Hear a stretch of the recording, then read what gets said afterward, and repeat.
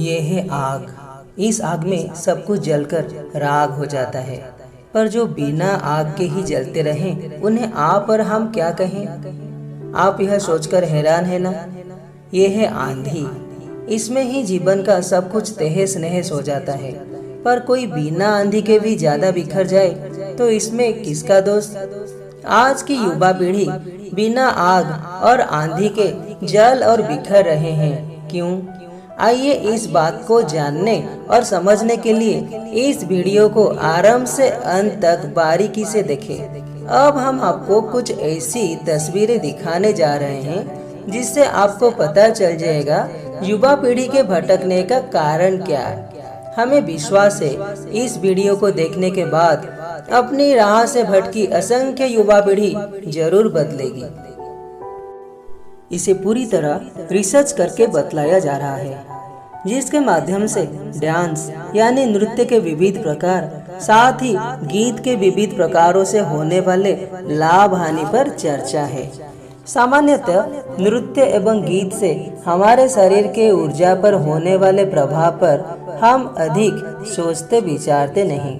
अनुकूलता में अनुकूल, प्रतिकूलता में प्रतिकूल, ये सकारात्मक हो सकते हैं और नकारात्मक भी।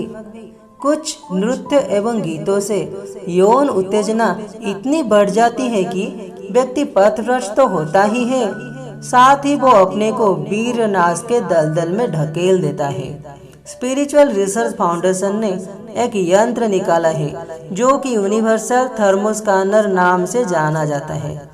इससे अनुकूल एवं प्रतिकूल, जिसे हम पॉजिटिव और नेगेटिव ओरा भी कह सकते हैं, उसे अलग करने की क्षमता है। संत जब भक्ति गीत गाते हैं, गीत के प्रभाव से पॉजिटिव ओरा लगभग 2 मीटर तक बना रहता है। एक आनंदमय अलौकिक वातावरण उत्पन्न होता है। आप इस वीडियो के माध्यम में देख सकते हैं।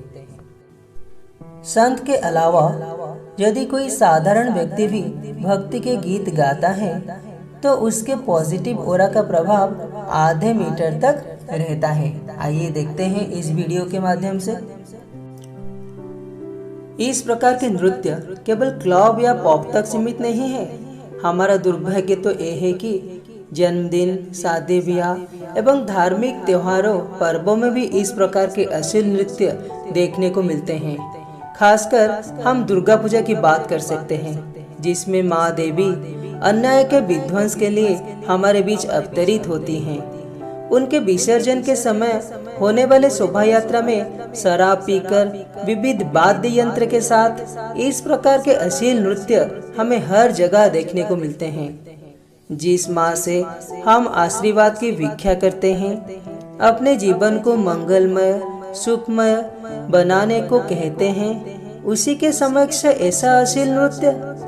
अब समय आ गया है जब हमें आत्मसमीक्षा करनी होगी। नृत्य बुरा नहीं है, पर उसे अभिव्यक्त और अर्पण की शैली ठीक नहीं है। इसके संदर्भ में हम जगन्नाथ की रथ यात्रा का उदाहरण ले सकते हैं, जिसमें नाद, संगीत, नृत्य, गीत सब कुछ तो है। वहाँ पर जहाँ भक्ति का उद्रेक होता है, कलुषित भावनाएं दब जाती है, वहाँ देवी पूजा की यात्रा में मनुष्य अमानुषिक हो जाता है। सारी राक्षसी वृत्तियाँ उस पर हावी हो जाती हैं। परिणाम स्वरूप होने वाले दंगे फसाद को हम हमेशा देखते हैं। क्या यही है दुर्गा पूजा का मूल्य उद्देश्य? इस प्रकार के नृत्य एवं गीत देखने और सुनने से शरीर के मूलाधार एवं स्वादिष्टान चक्र के पास मौजूद अग्नि उत्तेजित हो जाते हैं और शक्ति नाश का द्वार खोल जाता है। आप इस वीडियो को ध्यान से देखिए। भक्ति संगीत या फिर सद्भावना से युक्त गीत मनुष्य ही नहीं, पशुओं पर भी अपना असर दिखा रहा है। भक्ति के गीत सुनकर जहाँ इस बछड़े के कान आनंद से फड़फड़ा रहे हैं, वो प्रसन्नता के मुद्रा में है। वहीं पर दूसरे भड़कीले गीत को सुनकर वो भी कैसे फड़क उठता है। ये जिस नृत्य को आप देख रहे हैं, जिसका प्रचलन जोरों पर है, वो हमारी संस्कृति नहीं है। किसी भी नृत्य की अंग भंगी और मुद्राएं पॉजिटिव और नेगेटिव स्पंदन यानी वाइब्रेशन को बनाती है, जिससे व्यक्ति को तत्कालीन सुख मिलता है। व्यक्ति के अंदर राजसिक तामसिक भाव और उत्तेजित होते हैं। परिणाम ये होता है कि नेगेटिव ओरा क्रमशः बढ़ती रहती है और पॉजिटिव ओरा उसी हिसाब से कम जाती है। शब्द का प्रभाव हमारे मन और मस्तिष्क पर भी होता है। उदाहरण के लिए, हम यदि कोई हॉरर सिनेमा देख रहे हो तो उसकी आवाज से ही डर के मारे कंपकंपी छूटती है, दिल घबराने लगता है। जैसे ही हम उसकी आवाज धीमी कर देते हैं, तब आधा डर वैसे ही गायब हो जाता है। आजकल की युवा पीढ़ी अपने फोन में जिस तरह के हेलो ट्यून रखते हैं, उससे उनके दुर्बल मानसिकता का सूचना मिलता है। यह हम सब तो मानते हैं, हमारा मन हमारे बस में नहीं है, ना ही हम उन पर अंकुश लगाने की कोशिश करते हैं। श्री कृष्ण भगवान को अर्जुन ने भी ठीक यही कहा था, चंचलं ही मनः कृष्ण प्रमाथि बलभद्रुढं तस्याहं निग्रहं मन्ये वायुरिव सुदुष्करम। अर्थात हवा को अपने हाथ में पकड़ना जैसे मुश्किल है, अपने मन को अधीन करना ठीक उसी तरह बहुत कठिन है। आजकल के एकल परिवार में माता पिता के बहुत ज्यादा लाड़ प्यार के कारण हमारी सहनशीलता धीरे धीरे कम हो चली है। इसे हम खुद भी आजमा सकते हैं। जब कभी हम फोन पे किसी से बात करते हैं या बात सुनते हैं, वो व्यक्ति या फिर उसकी बातें हमें अच्छी ना लगती हो तो हमारा चेहरा तन जाता है, हम गुस्से से लाल पीला हो जाते हैं। ये क्या है, कैसी मानसिकता है। इसी तरह घर पर हो या घर से बाहर हम शिष्टता को भूला बैठे हैं। मुंह से बात निकलते ही दो अपशब्द तो जुड़ ही जाते हैं। अब यह बड़ेपन की निशानी है। बड़ों के सामने, छोटों के सामने, माँ बहनों के सामने माँ बहनों का नाम जोड़कर अपशब्द कहना, गाली देना तो अब आम बात हो गई है। हम जो कुछ कह रहे हैं, जो कुछ कर रहे हैं, हमारे उस प्रतिक्रिया का प्रभाव समाज और परिवेश पर कैसा पड़ता है, उस पर तो हमारा नज़र जाता ही नहीं है। इसे तो हम सभ्यता के नाम पर अपने पर किया गया अत्याचार भी कह सकते हैं। हमें अपने इंद्रियों पर अंकुश लगाना होगा। मुंह से निकलने से पहले हर शब्द को नाप चोप कर रखना होगा, क्योंकि हमारे शब्दों से ही हमारी प्रतिष्ठा बढ़ती है और फिर बिगड़ती भी है। तो आइए अब जानते हैं भारतीय क्लासिकल संग, म्यूजिक, डांस, इंस्ट्रूमेंट, स्पिरिचुअल संग आदि से होने वाले फायदे। व्यक्ति के मस्तिष्क में मौजूद डिवोशन सेंटर एक्टिव होने लगते हैं और बाद में पॉजिटिव इमोशन में बदल जाते हैं। जीवनी शक्ति ऊपर उठती है, जो कुंडलिनी शक्ति को ऊपर उठाने में मदद करती है। पॉजिटिव ऑरा बढ़ती है, जिससे शरीर के चारों तरफ एक रक्षा कवच बन जाती है। शरीर में सुप्त नेगेटिव एनर्जी धीरे धीरे नष्ट होने लगती है। मनुष्य में सात्विक भावना का उद्रेक होता है और वो आध्यात्मिक के रास्ते पर चल पड़ता है।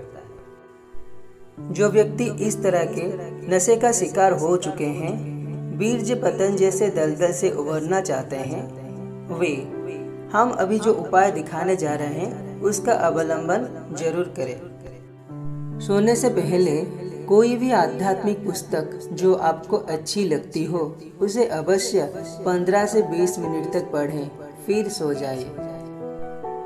ठीक उसी तरह सुबह उठते ही बिस्तर पर बैठकर अपने दोनों हाथों को देखें और उसमें विश्व नियंता के दर्शन करते हुए हाथों को मसलकर उन्हें आंख और चेहरे पर लगाते हुए उनकी कृपा की भिक्षा करें।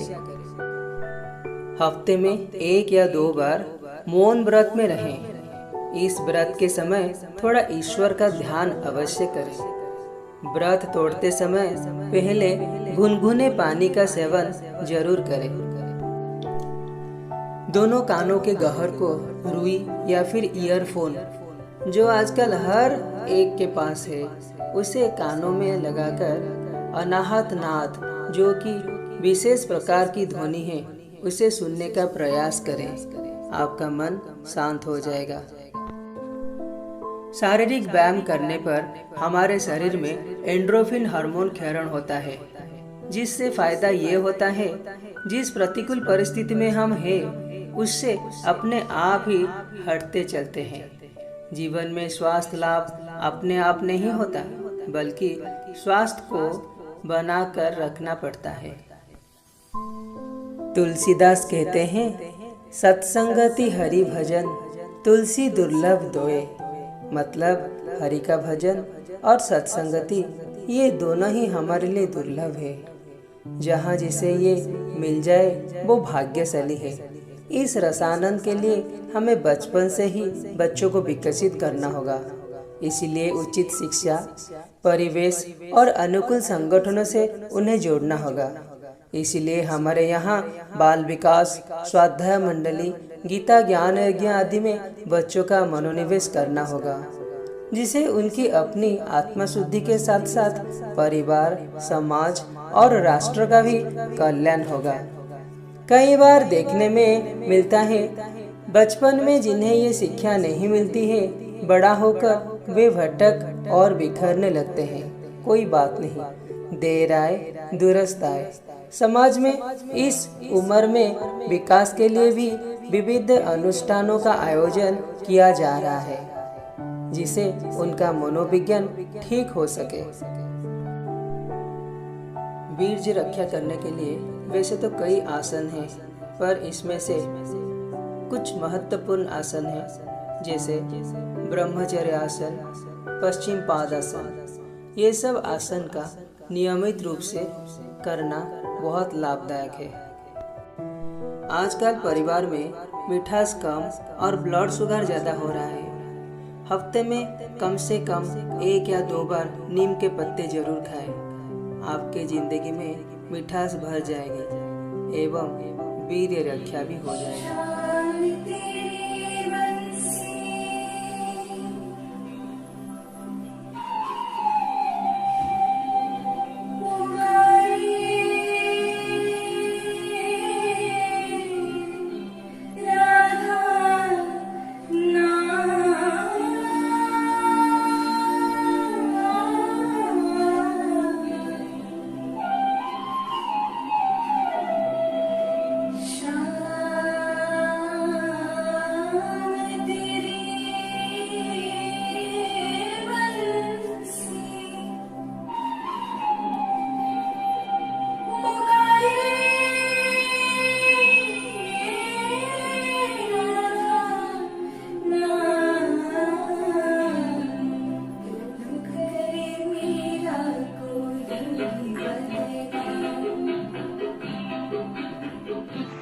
अधरं मधुरं वदनं मधुरं नयनं मधुरं हसितं मधुरं श्याम तेरे बंसी पुकारे राधा नाम श्याम तेरी बंसी पुकारे राधा नाम लोग करे मीरा को